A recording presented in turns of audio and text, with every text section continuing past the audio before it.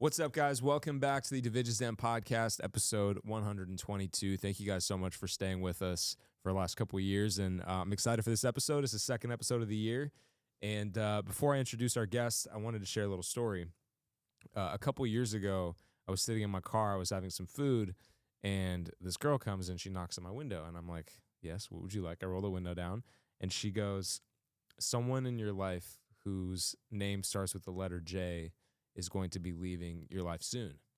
And so obviously I'm like sitting there, I'm freaked out. I'm like, what's going on? And a couple months later that happens. And so I became really fascinated by, psychics and tarot card readers and this, just world of spirituality, because I was like, how would this lady possibly know, what's happening or what's going to happen in my life? And so today I'm very honored to have a special guest with me, Jasenia. She's a psychic medium, spiritual teacher, an author, a gift reader, and a coach. And we're going to have a really exciting conversation about, psychics and the mind and spirituality. And before we get into it, well, actually, how are you, first off? Awesome. Good. Before we get into it, I want to do my psychic reading. Can we do that? Do I have to redo the whole thing? I'm not good at Oh yeah, I feel that. I'm not good at making stuff up. Mm-hmm. You don't have to. Could we add the recorded part of doing that? Yeah, that's fine. We don't have to. No, it's okay. Just that little piece. Totally easy, because that makes sense. For those of you guys listening, we actually did this podcast a second ago, but we're going to redo it because we love you guys and we want you guys to have the content, and God willing, it impacts you guys, in some way. So we're going to run it back. But I want to learn a little bit more about you. Can you tell me about your story? Like, how did you become a psychic and an author and a spiritual reader? So I found out I had gifts at 26, and I think that's kind of funny because I was obviously a lot older. And I had a partner who really liked the paranormal world and had a paranormal bucket list, and I was a super skeptic, and I didn't believe in any of those things, or that ghosts were really, really real, or that psychics were real. So I wasn't really scared. I thought people who liked that stuff just kind of liked gore. So we booked a place, and we stayed at Lizzie Borden's house in Fall River, Mass. And it was, so Lizzie Borden has a saying, and the saying was that she killed, there's a little nursery school rhyme or something. Lizzie Borden had an axe, gave her mother 40 whacks. When she saw what she had done, she gave her father 41. So we went to this place, we stayed. I didn't really know anything about the history or the story too much beyond that. I never liked scary movies or anything like that. Yeah. And when we were there, there was a tour guide that was very informed, but I saw spirits moving around and reacting with people and almost waking up to listen to the story and to be a part of it and to participate. And I also saw they could tell me what happened. So as we were hanging out and learning and reading, they were telling me stuff, and I was asking this guy the questions that they were telling me, and he was confirming everything that they were saying. And that was the first time where I had spirit tell me something that could be immediately confirmed by a specialist or a person who knew something about it. So because I could see them, I was also super, super freaked out. And so as the day progressed, I was reading a whole bunch of stuff about the family and about her history and about why she did what she did. And essentially what it came down to was she was super proud of the fact that she had killed her dad, because her dad was apparently very abusive to her. So she had told me that he was sexually, physically, mentally, emotionally abusive to her, and that he wouldn't let her have a boyfriend or friends or leave or have a life, really. And that was something that was he just caged them their whole lives.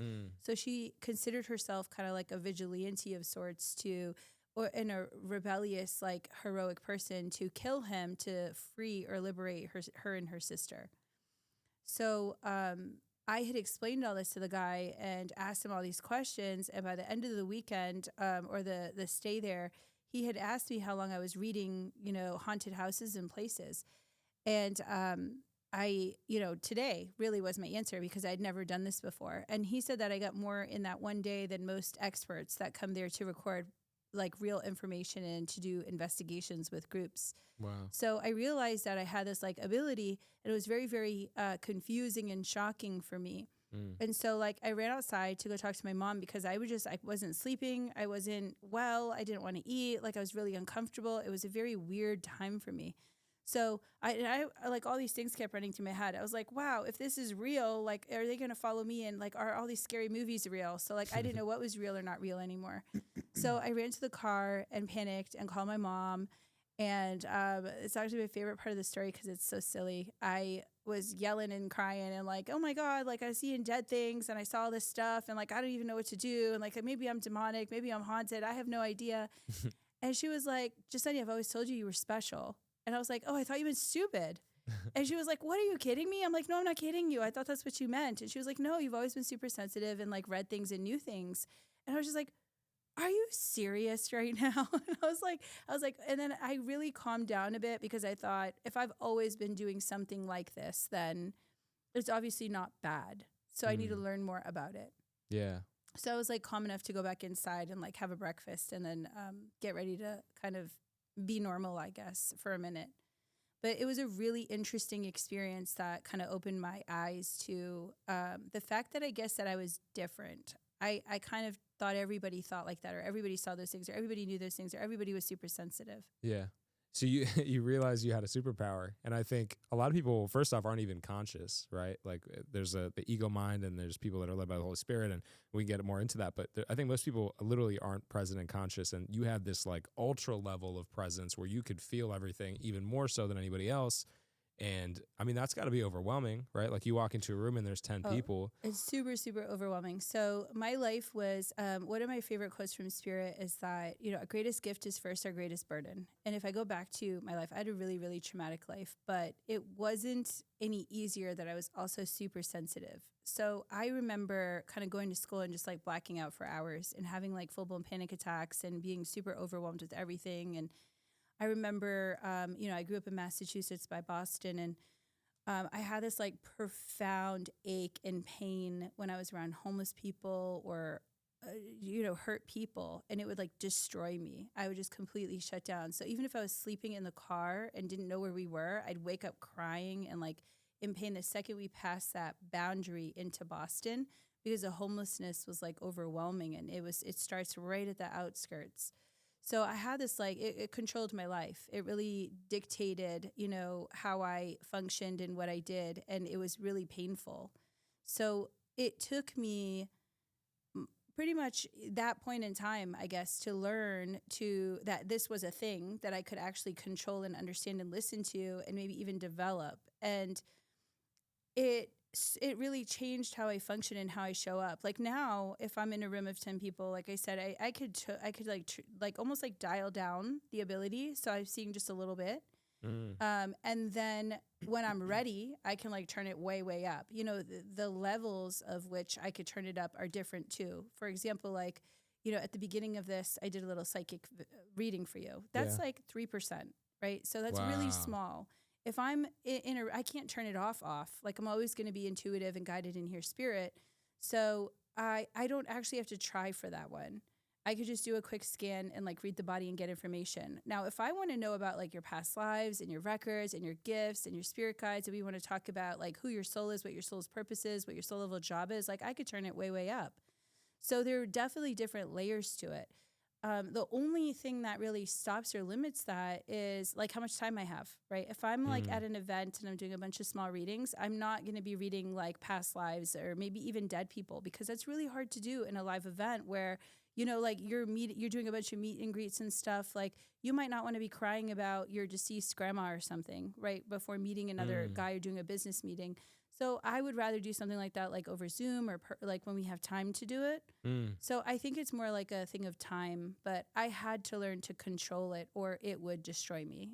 And a lot of people I think are there where they don't even know they have these abilities and they have these illnesses or sensitivities or anxiety even. You know, they have anxiety and they don't know what anxiety is.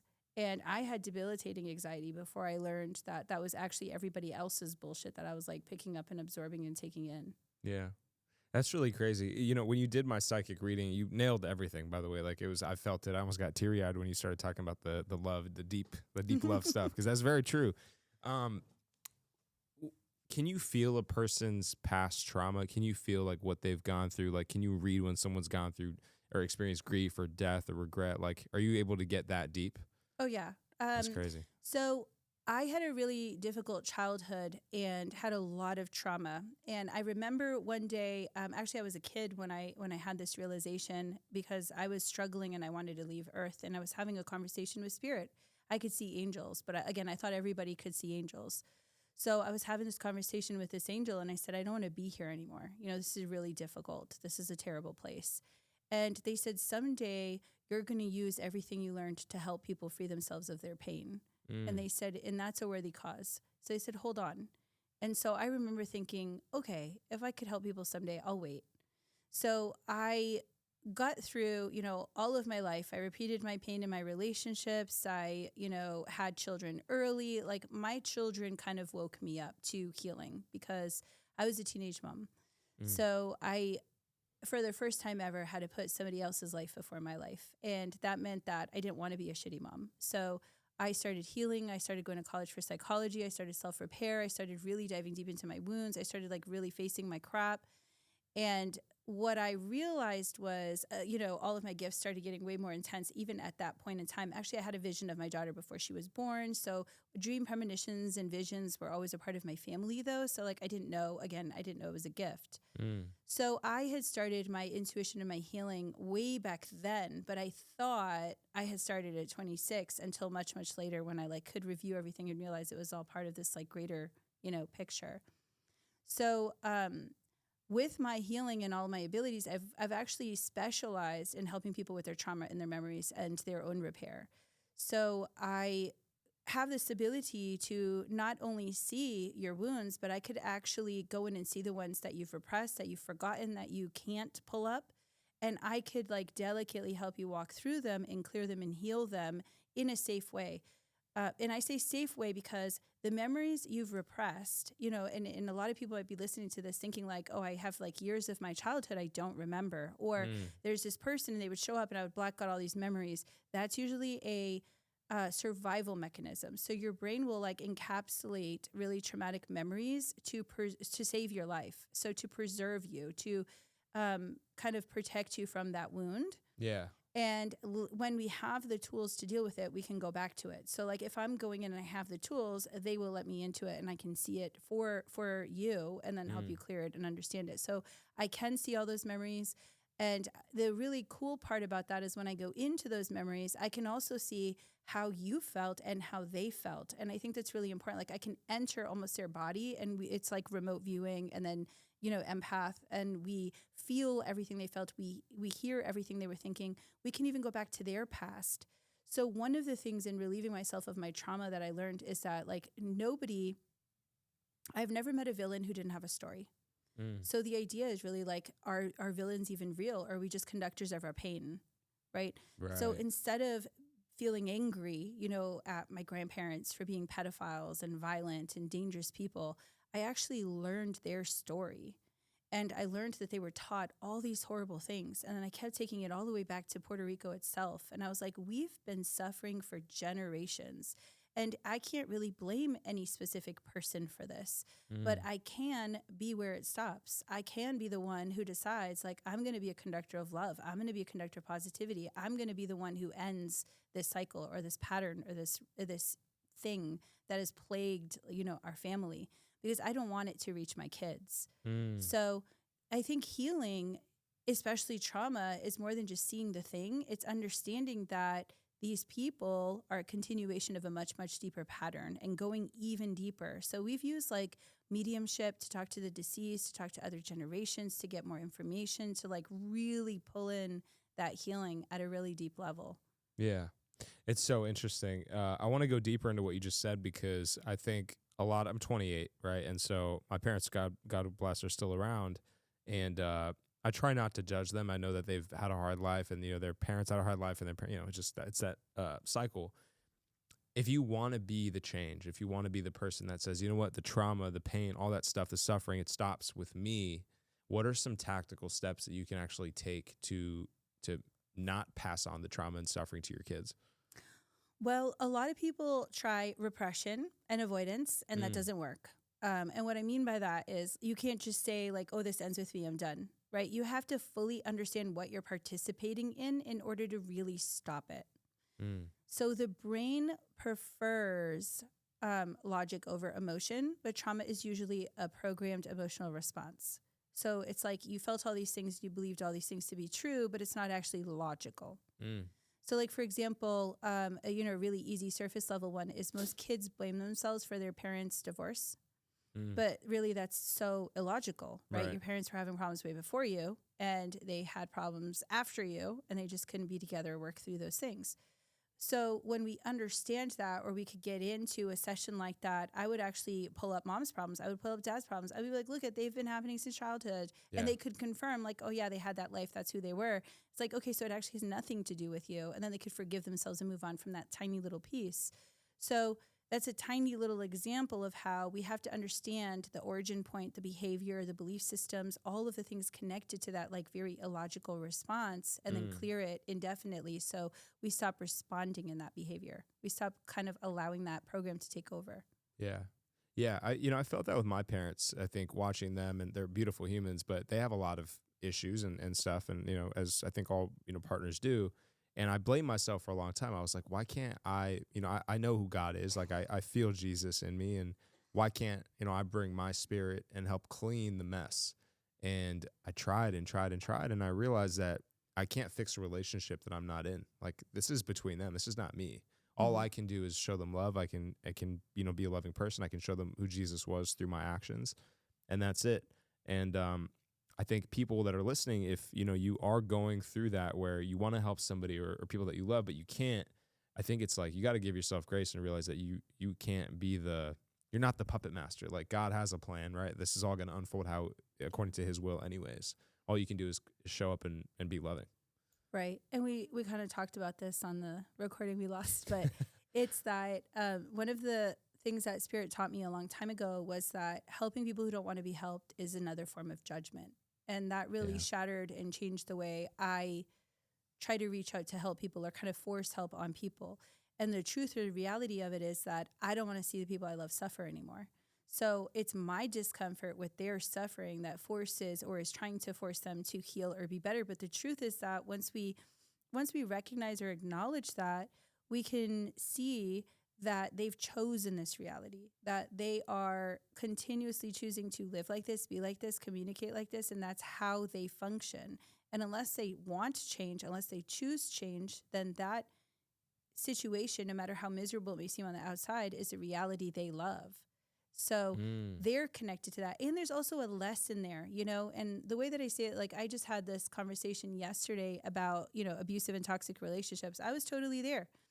If I am attracting toxic people in my life, it's exactly just as much my fault as it is their fault. There is something in me that believed that was okay, or that was a good thing to do. Yeah. And the idea is like, and it may not be like, I'm not victim shaming or anything like that. Like I said, I was in a lot of abusive relationships, and they didn't end until I decided to heal myself and change my belief system and disconnect from my pattern. And then suddenly they stopped showing up in my life. So one of the things that I recognized with that is that once we heal the pattern, I was choosing familiarity. I was choosing someone just like my father. I was choosing someone just like my trauma. And our brain actually reverts to familiarity over safety because our brain feels safer in familiarity. And all that means is your brain has gotten so accustomed to this pattern that they've mastered it. They've gotten really good at chaos, at abuse, at disconnection, at dysfunction, at fighting. So it will choose that everywhere we go because it's like, this is my video game. It's my jam. This is the thing that I love. This is what I'm used to. And until we actively go in, unprogram, disconnect, and rewire that, we will keep reverting to that by accident, even if we're not intentional about it, even if we're not aware of it. In a room of 300 people, I chose the one person exactly like my father, right? So it's really, really important to recognize our participation in the pattern. And when we heal, when we change, everything around us does, in fact, change naturally, right? When I'm different, people show up differently around me. Yeah. Different people show up in general. Yeah. I think that's so interesting because I don't think I ever realized how much power we actually have, right? Like God gave us the power of tongue, but I think even just our presence, our beliefs, our morals, our values, our ethics, all these things really can shape like all the people around you, your family, your kids, your business people, your colleagues. Like we actually do have a lot of power. And I think it's important for people to do that inner work, take the time every day and to reflect and to grow personally. But I'm curious, what are some like tactical things people can do every day to become stronger in like a spiritual sense? Like, is it meditating? Is it breath work? Actually, and I'm a huge advocate of this, and I'll say this time and time again. One of the most complicated things to master on earth has actually been emotion. Mm. And emotion creates the most unpredictable behavior and violence on earth, right? Traumatize people, hurt people, hurt people. Yeah. So we are conductors of energy, and we have this continuation of this deep suffering on earth through this pain. Mm. So if we want to do good or heal or feel good, it really starts with healing. All of it starts with healing. The more we heal, the more we silence that really self-destructive, chaotic noise and voice, the more we connect to spirit, the more we hear the guidance, the more we want to be conductors of love, the more we want to be good people, the more we want to do positive things in this world. And so all of the things, and that actually helps your health. Like there's so many terrible chemicals and hormones our bodies release when we are stressed or in danger or afraid that trigger disease and illness in us. So to actually actively work through those things and to be at peace, like that is even greater sometimes than meditation. Meditation, it would be level 2. It's the next step, right? That we are now healing and can be very self-aware. We could be aware of our energy, we could be aware of our body, and we can now intentionally connect to something outside of ourselves. So I fully believe that healing is the most powerful thing we can do for ourselves and the people around us, because it allows us to be these really powerful conductors of love. And you will notice that you positively affect everybody you're around. And I think that's the really the greatest gift you can give people. Yeah, is show up as your best self, 100%. Right, exactly. I want to talk about the past, because something that I personally struggle with is, I kind of obsess over, was I my best version in middle school? Was I my best version in high school? Or I could have done more in college, and, post-college, maybe I shouldn't have made those decisions. Like, you start sort of reflecting and saying, am I where I'm supposed to be? Or maybe I could be somewhere else because had I done something different in the past. And so those obsessive compulsive thoughts can honestly ruin somebody, I think, because it pulls you away from the present, first off. So now you're creating the same patterns that you wish you didn't create in the past because you're so caught up there. So for people that have a hard time living in the present, what would you tell them?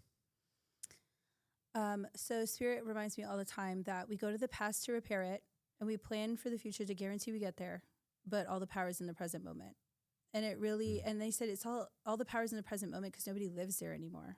And that's really, really big, because I feel like we're also distracted by like technology and our stresses and, again, our past emotions and what we want out of life, that we're like not actually thinking about what we're doing today to achieve it. So I stick to those rules when I wander, right? If I'm in the future, it's so that I can make a plan and make sure I get there, right? So I'm seeing what I want to create. I'm seeing my goals. I'm seeing the things that I'm capable of. Then I need to step back and create a process to get there, and I need to be present again. And you'll find people who live in the future all the time, and they're like, oh, I have an idea, but they never implement, right? They never create, because they're never actually in the present moment to create the steps to get there. They're dreamers. They just think somebody's going to like drop it from space, and they're just going to have the thing they've always wanted.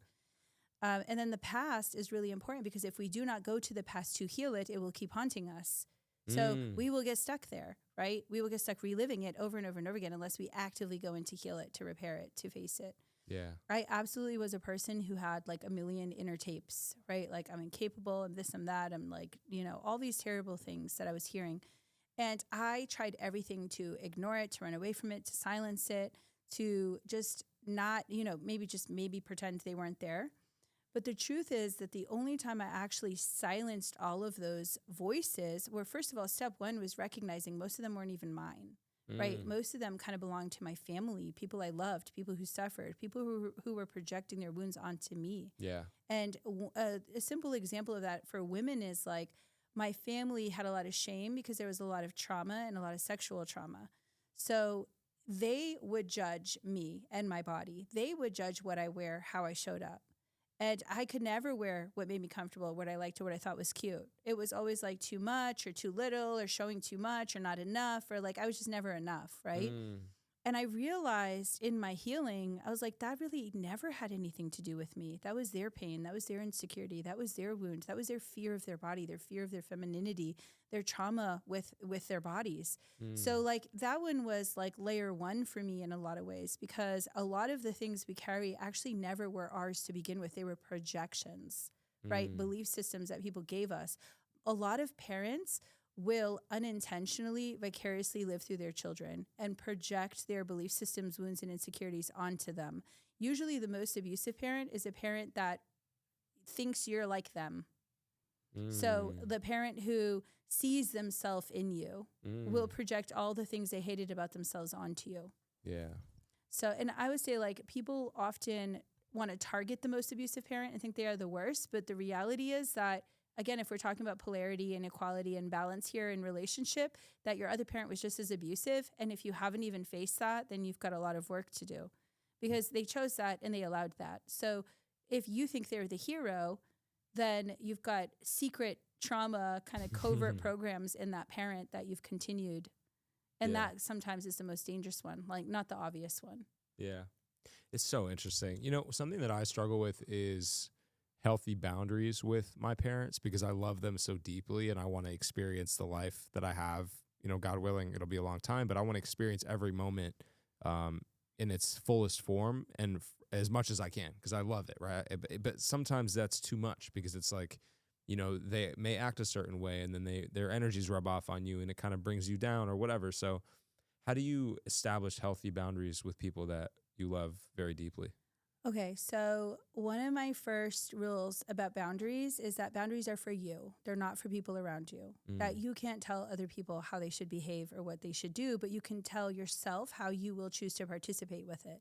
And you can announce that out loud. Like, for example, we have to communicate these things, right? So a good example is a boundary I set with anybody is I'm not a place to come to complain. I don't do complaints. I do change behavior. So if you come to me with a problem, we are solving it. We are working on it. We are holding ourselves accountable. So people know when they come to me, I'm not just going to like allow a bunch of dumping of information and then let you walk away from it and then come back in a week with the same problem, right? I'm here to solve problems. So they know they're not coming to me for that. They have to go find someone else for that. And if they come to me for that, I'll remind them, like, are we solving problems? Because if we're not, then I'm sorry, I'm not the place. Like, you're going to have to go somewhere else to dump that. Yeah. And, you know, you can run away from it all you want, but it's just going to come back up. Yeah. So eventually what happens is they get so tired of dumping and they realize the cycle. So I did two things there. I taught them that they have a pattern that they're doing and that it's exhausting and that it's obviously not creating results and that we're now both aware of it. And they won't forget that. You know, you plant a seed, people recognize the pattern and they almost start becoming irritated with it themselves. But also now they have a choice to make. Like, I can't talk to her about this. So it's not feeding my desire to dump and gain pity, because that's what I was actually seeking. If I'm not seeking solutions, I may be seeking pity or to dump this stuff off on someone else. So I created a boundary that helps us both. But I still love them, and they know that. And I tell them it's very painful to hear people you love complain about the same thing over and over and over again and just suffer in a loop. So I don't want to be the place where you leave that, because I don't feel like that's helping me love you better, right? Right. So I would create a boundary that I can participate in, that is about me and my rules and tells me when to participate or not participate. But I have to communicate that to them. Right. Let's see. You're protecting yourself, but you're also doing them a favor, because you're showing up as a better version of yourself in those moments. Right. So I'm not being inauthentic to who I am or my process or my belief system, but I'm still lending them lots of love and support when they are ready for it. Yeah, that's beautiful. I want to talk about the spirit a bit more, and we talked about it on the previous one. We'll talk about it again. So, you know, I think there's things like intuition, hunches, you know, your gut feeling that people feel, like I feel it. And then sometimes I feel the presence of the Holy Spirit where it's a lot deeper. And it's like, you know, I feel like I can see things in the way that God is planning them for me. And that allows me to walk in the path that he's setting for me. So what is the Holy Spirit? Are there different layers to the Spirit? Because in our past podcast, you referenced the Spirit as they. And I assume we're not talking about gender stuff. So can you just talk to me about the Spirit? Okay. When I say they, I'm always meaning my higher self and my spirit guides. So most people, well, everybody that I know has 7 spirit guides. Some of them can be angelic, some of them are other soul groups and such. And then our higher selves holds the information of all of our past lives and all of our soul level experiences. So it feels like a lot of information. It's very powerful information. There's a lot of wisdom there. There's a lot of learning through experience. So you could imagine if you have 700 or 800 lives, that's a lot of things you've learned over time, and it's a big database. Yeah. But there are times where we access support from our ascended master. Everybody, when they incarnate on earth, is assigned an ascended master. Jesus is an ascended master. So he's an expert in his field, and that is healing mostly. So he's very heart-centered. And so he teaches us about healing, self-repair, and emotion. Yeah. And he teaches you how to be the best version of yourself through that. So there's a lot of education about love, about emotion, about lack of judgment, about being open-minded. And that's his form of education and leadership. So we all have an ascended master we work under, and we can access that help and support anytime we want also. We do connect to our creator, and by creator, there's different information that comes through with your creator. I would say that is this, like the feeling of connecting to your creator is really best described as like this warm, all-encompassing, overwhelming love.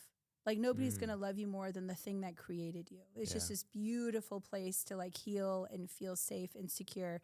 And the information there is more cosmic. It's not really about self-repair. It's not really about, our families. It's more like cosmic love, oneness. Like this is the goal for all. It like reminds us that we're small, playing in this small, tiny world, and that like there's always something greater.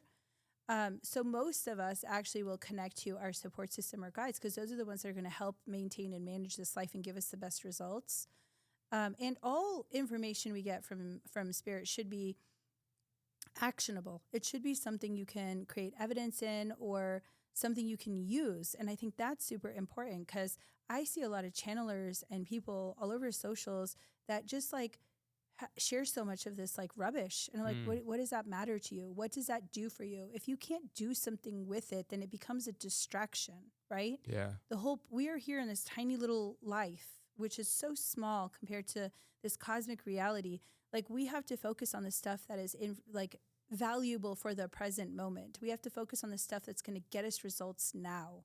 And a lot of people get distracted and like this, like, feeling good and thinking like all this stuff is awesome. But I always ask, like, where's the practical information in that's useful for today? Because we can get lost in that sauce. We also have something we call like collective conscious, and a lot of channels will actually tap into that. And that can also create collective panic. So if you ever hear like, conspiracy theories going viral and stuff, sometimes the internet has really amplified the problem that causes for society, because if somebody has 70,000 followers and they're talking about some strange conspiracy or belief system or panic-ridden thing that they have, now 70,000 people are concerned about it and pushing into collective conscious. A lot of readers actually pull the information from there by accident instead of going higher. So a lot of people don't actually know what they're reading or connecting to. Yeah. I know a lot of people that think psychics are a scam. What do you say to those people? I was one of those people for sure. I was such a skeptic. I didn't believe in anything. I had gone to so many readers and mediums, and they gave me garbage, and I was so mad. I was like, this is like the stupidest thing I've ever done. So I don't really judge that at all. I've actually learned over time that some of the biggest skeptics are actually some of the most gifted people I know. And the reason why they're skeptics is because the surface level baloney doesn't do for them, because they see deeper and know deeper, and they feel deeper. So like they want something more profound, and they're not going to do the nonsensical kind of like surface level stuff. Yeah, they're actually thinking and questioning things. Very interesting. You mentioned the deceased earlier. I want to switch to that. Can you talk to dead people? Mm-hmm. How does that work? There's lots of different gifts that allow us to talk to dead people. But when I'm trying to explain this, like I am naturally an educator, so sometimes I over-explain. But when I'm trying to explain this, I like to talk about murders and stuff, because I do solve crimes and work on crime scenes, and a lot of different gifts have to come through to help us find answers. So the story I have for this one is, I was working with a client to clear an apartment building in Boston, and it was 3 stories, and they had stripped it all to their studs because they were redoing the apartment building. So I walked in and I was on the top floor. We were working our way down and I was talking to all these hauntings. Now, a haunting is a soul that refuses to go home, refuses to cross over, refuses to heal, is now kind of lingering around Earth. Mm. The idea is that we all have free will and we can't really force them to go find peace or heal. But if they're stuck, it's usually some low vibrational trauma or wound or reason that they're choosing to stay. Sometimes it's confusion. Sometimes they didn't even know they died. Sometimes it was a slow, confusing death that they didn't know when they transitioned, like starvation, right? Starvation is a really slow death. So sometimes people who starve to death don't even know that they died. They're still like in that cycle of starving. And then you just have to kind of release them from that and realize, help them realize that they've passed over. So that would be a haunting. Now, a soul who has crossed over is very high vibrational, very wise, very loving. It's a really beautiful feeling. Hauntings can feel very low vibrational and shitty, but they can also lie to you. A lot of people don't know that. They're just like their human selves. Humans lie. I don't know if anybody know that, but they lie. Yeah. So souls, hauntings can be just like that. So if I'm dealing with a crime scene and there's a lot of hauntings, I can't believe everything that they're telling me. I have to do my own investigation. So I use other gifts to do that. So the ability to see hauntings is what I call shadow eye. You see the hauntings and then you can communicate with them somehow, usually with other gifts. The ability to read a room or to read the history of a room is something we can do with an extrasensory ability. It's almost like we can turn back time and see what the house or building looked like. So I'm able to see the furniture, the walls, all the things play out. And usually what we revert to is times of aggressive energy. So like really powerful energy. It leaves residual imprints in a space. So if there was like a really powerful celebration or a death or even a murder, it would be highlighted in those reels of like time reversal because it leaves a really aggressive energetic imprint. And most of us know exactly what that's like because like most of us have walked into a room where somebody just fought and thought like, wow, this is weird. I could cut this like with a knife, right? Yeah. So that's exactly what it feels like, but we can go in and see the actual memories and all this stuff play out. So when I'm doing one of these investigations, I'm using all these different gifts to have these conversations and to put together this greater puzzle. So I was walking down the floors and they were all warning me about this guy in the basement who was this terrible guy. And in each floor, I really saw how he was participating with all of these people who lived there. He was on the second floor, he was dealing drugs to these college kids and it was like a big college party. Then we go to the first floor and there's a woman there.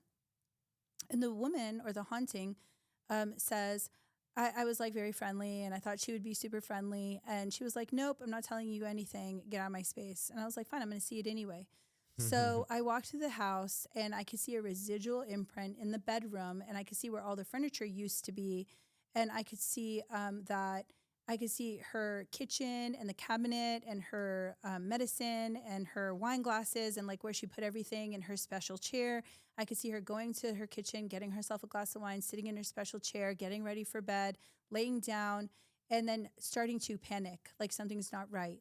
And then I saw her get up and call her son, and her son's at the door and they're fighting. And she's screaming at him and he's screaming at her and he pushes her. And she hits the night table here and here, and then she's out. And he's pacing up and down the hallway over and over again. And then he picks her body up, he puts her in bed, covers her, and then he calls the ambulance. So, and the really fascinating part about this is it's all evidential because she was able to, she knew what the place looked like before it was ripped to studs. So she was able to confirm that, yes, all the furniture was exactly there. That was her seat. That was her cabinet. That's where she put her wine. But we couldn't really see any of that, how the place was. Then she had the autopsy, which confirmed she had head trauma and bruising here and here. So they could see where she hit the table. And also they confirmed that that's where the people found her body, right in that bed. So I was able to use these different gifts to realize that she was withholding information because her son killed her. And she felt very guilty that for his personality and who he was. So eventually what came around, I sat with her after realizing like why she was withholding information. And I started talking to her about why she felt afraid to tell me. And she was saying that like, she wasn't the best mom, that she chose business and money over him, and that she neglected him as a child, and that all his problems were her fault. And she still felt super, super guilty for the way that she raised him. So obviously that's not 100% real. I mean, your guilt doesn't make your son a better person. You letting him take advantage of you doesn't make him a better person, right? Yeah. So we try to work through some of that wounds and some of those traumas, but it made sense after the fact. After I could see what happened, I had something to kind of like talk to her about. So she eventually crossed over. Now that's a whole different type of soul, because that means I'm ready to heal. I'm ready to find peace. And now when we communicated with her later on, there was a lot of wisdom, a lot of like high vibrational energy, a lot of really positive information that came through. She could see how she did the best that she could, and she could learn to forgive herself a little bit for what had happened. So it was a whole different type of connection. So we have these abilities to talk to souls at different levels or places. And it's important to know which gift we're using and why, or we could confuse one for the other and get misinformation. Like, for example, the residual energy is going to just show me what happened. I can't really communicate with them. I can only see what happened. Yeah. The haunting can lie to me and misinform me and misdirect me, but the crossover soul is always going to give me high vibrational, like healing and great information, and be very loving and at peace. Yeah. That's so crazy, man. I think, wow. People that have that talent that you have, were able to talk to the dead. Can you use those same things to teach other people to do that? Like, if I wanted to talk to my deceased grandma, like, would you be able to teach me how to do that? Yes. So I was like, one of my favorite things that I do, or I think one of my biggest superpowers, is that I teach people to use their superpowers. So I read gifts in people. I help. So when I work with someone one-on-one for a year, it's all about clearing, healing, activating and understanding your abilities, and then training all of them. So whatever it is you have, you will learn to use that. And it's really fascinating. And you know Sean, and you know, like I've worked with Sean. We were practicing using his gifts and intuition. It helps you do everything better. It helps you connect with people better. It helps you understand your life better. It helps you understand your plan. Helps you connect to God better. Like, it helps you feel more at peace. It helps align you. Helps create less suffering in your life. You know, less mistakes or dead ends and all of the things. So it's really, really powerful. And I do that with everybody. And I believe everybody has superpowers and everybody has abilities. And I wish more people would get excited about learning what theirs are, and like tapping in and reading and leading by intuition and all of that. Yeah. But I love that. I love training. It's a lot of fun. But we would use whatever gifts you have. So that's different for every person. And then we would learn to tap in and connect. Generally speaking, there are general signs that we can use to connect with spirit in general. And what I mean by that is, our loved ones love sending us memories. And if you're just randomly like doing something, like doing the dishes, and you're thinking about like your grandpa, and you know, you're on his lap and he's reading you a story, and you're just like in this moment and you miss him, that's not just random. He's there. He's telling you, like, I'm sending you this because I love you. I want you to remember how much I love you. So it's really beautiful how easy it is, but we overthink it. We think like, oh my God, now I miss him. I'm just going to start crying and being really upset.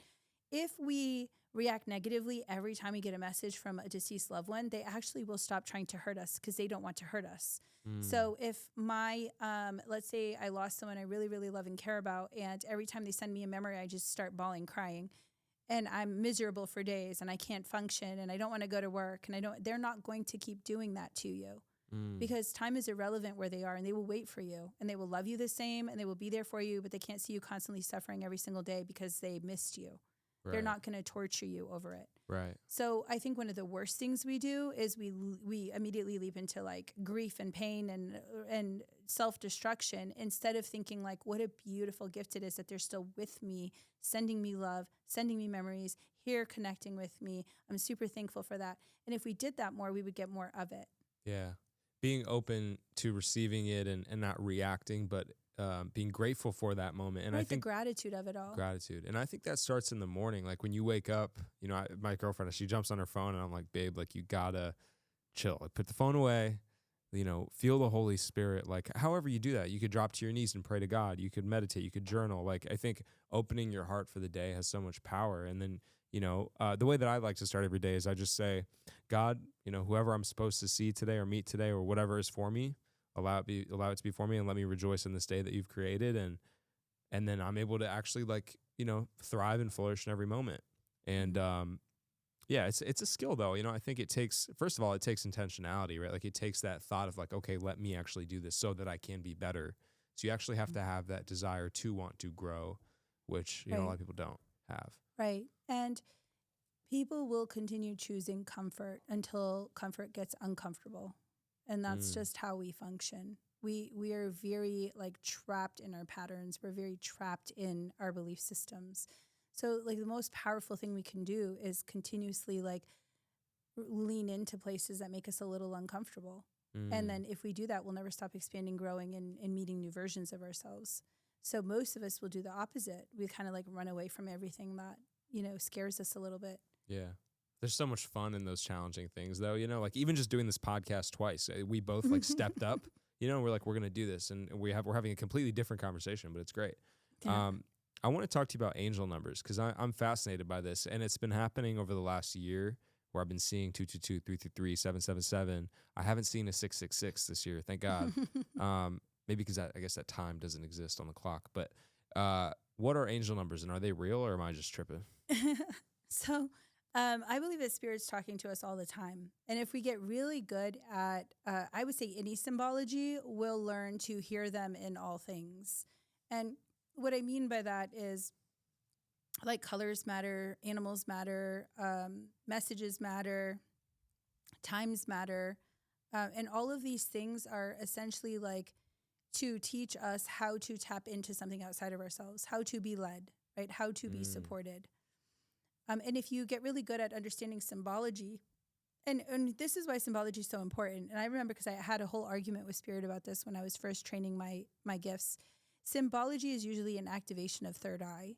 And why they use symbology because when we are first activating our visual spectrum, our third eye, it's a lot easier to give us a symbol that means millions of things than to try to show us millions of things because we would get very overwhelmed with that. And we don't have the development yet to just hear the millions of things. Yeah. So symbols are super, super important and valuable because like, for example, a cardinal could come through 3 times a day when I'm thinking about someone and I might just be like, oh, a cardinal done. And I don't do anything about it. But if you've researched the meaning or spiritual meaning of cardinal, you would see that it's a message from your deceased loved ones and that you're in alignment with Spirit and that everything's going to be okay. It's a positive symbol. So like, instead of saying all those things, they keep sending you this like red cardinal. So it's really important and it's a really efficient way to deliver information fast, which is why a lot of people like are drawn to it, but they don't actually do the work to dig into it deeper usually. They're just like, oh, 1111, I don't know what that means, but cool. Like, So the idea is you have to understand what it means for you and that you have to use that for your journey, evolution, growth, guidance, and do something with it. Yeah, totally. That makes sense. Like, for example, yesterday night, we drove to Vegas, and at first I was questioning whether it was the best decision because I have my mom with me, I have my girlfriend and her daughter, and when I put the address in the GPS, 333 popped up as the arrival time to Vegas. And so immediately I was like, okay, I'm on the right path. Like, I'm good to go. And so, and we got here safely, thank God, even though I was like kind of really tired. But I was just thinking back on it this morning and I was like, that was such a silly way to justify a decision, like based on these numbers. But maybe it's not silly. I don't know. I mean, I guess most of us don't know until after that maybe it wasn't silly, right? But that's where the faith comes in. Yeah. That faith is all about letting yourself be led into something greater and bigger than ourselves. So if that 333 was your leap of faith, I mean, 3 is a very divine number. It's very divinely aligned. And 3 is actually my life path number. Oh, it is. And here we are. Let's go. So you wouldn't know if it was worth it until after. But that's the beauty of having faith in something greater. So I'd say sit with it after and then see how you felt about it. Like, was this divinely aligned? Did I enjoy this experience? Did I feel like I got something out of it? And then you'll know what that really meant for you, right? So it depends. It's a very personal experience. Yeah, 100%. I've also realized that it's not just about the numbers or the signs. I think there's also signs in the people around you, right? Like for me as a Christian, when I meet other believers, they say things to me. I'm paying very close attention to what they're saying. And a lot of times I get validation or justification from the Holy Spirit from these other people. And so I think there's a lot of power in not only, no, you're fine, in not only the numbers, but also the people around us. And I think that's why the inner circle and the network and the top 5 people around you are very important because you get signs from them. It's like your Holy Spirit board of advisory, let's call it, Well, if you really want to know where you're at spiritually, you would pay attention to the people you attract, right? If you're attracting really good people, you're in a good place. Yeah. Yeah, so 100%. That's important. Super important. How do you feel about the process of grief, kind of switching gears? You know, everyone has to go through a death in their life, unfortunately, or fortunately, whatever, depending on if you like the person or not. But how do you deal with grief? Like, are there any tips and practices that you could give someone that is maybe struggling right now when they lost someone? You know, I actually donate 5 mediumship sessions a month to parents who have lost their children because I truly cannot believe or fathom like anything worse than that ever. So I can't say that that's something that like ever gets better, ever gets easy. But there is a lot of healing and learning more of the why. And I don't, like I said, I don't think it gets easy to lose a loved one for sure. I think that the more we learn about it and the more space we put between us and the incident, and the more we let them kind of live through us, and the more we keep their memory alive, the easier it maybe gets, or the less emotional we get about it. But I think it's really all about living with purpose. And that really has, I think, done the most transformation for a lot of these parents who have lost their children. And it's kind of learning like, if my child was here, they would have been doing this and this and this and this. And this is something I want to keep alive because this gives me a sense of purpose, a sense of direction, and a sense of fulfillment. And that has been really healing for them. But I feel like one of the most difficult things in those sessions is that we all blame ourselves when somebody we love's die. And that's just like a common, I think, human problem or pattern. Maybe it's a survival program, you know, because if we blamed ourselves, we'd do better next time. We wouldn't do stuff. We would all live longer, right? So we feel some responsibility from losing a member of the pack. But what I find is like some of the most healing things I can do for them is help them relieve that guilt, like understand it, but then release it. And especially true with parents. Like we always think like, I could have done this better. I could have been more this. I should have paid attention. I should have known. And then we kind of break it down to like, this is why you would never know. This is why that wasn't real. This is why this wouldn't have worked. And the child helps us with that. So I'd say that that's probably the most painful part. And once we get through that, we're able to do more of the other stuff, like live in their energy, keep their memory alive, do things that they wanted to do, like remember they're always there if we keep them there, however we choose to. Yeah, for sure. Celebrate their life and not have sorrow in their death. I want to talk, speaking of death, I want to talk about self-mortality, or at least like awareness of mortality for oneself. How do you view your own death? And do you, since you are so deep in the way that you're able to connect with the spirit, do you know when you're going to die? I've seen myself die hundreds of times, but because I've read a lot of my past lives. So like I've become very familiar with that process. And the one thing I can say is like, I didn't really fear death anymore after tapping into my gifts or learning about them. I remember one time I was doing this like meditation with my mom, and they were asking you to figure out the day you died. And I was like, oh, this is weird. And then I heard a date. But the truth is that I feel like, and I have felt that date shift in time. Like it's almost like a decision I had made at that point in time when I wasn't doing well. And then I felt it shift later on. So I feel like we have exit points we write. So a lot of what I do is actually I work with Akashic Records. Akashic Records are soul records. They're life plans. So we create this very intricate, powerful life plan before we incarnate. We decide who our parents are, where we're born. We decide our astrology. We decide all these really important connections and things we're doing, but we still have free will. And free will sometimes will take us off that map for a while, right? But in our map, we do have exit points. And that is very true. And I've worked with people where I've been like, oh, look at your exit points. You almost died here in this hotel at this time. And they were like, yeah, we did. We almost died. I'm like, oh, you almost died here in this hotel at this time. And they were like, wow. Yeah, I almost did. It was like, okay, but you have to realize that like if you don't move directions, there will be another incident if you don't change or shift this thing. And it's a pattern. So it had a pattern in their life where they kept just going to the wrong places because they weren't listening. Yeah. It's so interesting. I hate to do this, but we do have to wrap. You know, this was such a fun episode and episodes because we did 2 technically. And God willing, we get to do a part 3. But if people don't know where to find you, where can they find you on social media? I'm on socials as Soul Architect Jasenia. Okay, cool. And they can come to you, get sessions and grow spiritually? Okay, beautiful. I'm definitely coming to you. I'm excited to maintain our friendship and build our friendship, God willing. Make sure you guys subscribe, leave a review, go follow Jasenia. Thank you guys for tuning into the Divij podcast, episode 122. And we'll see you guys in the next episode. Peace.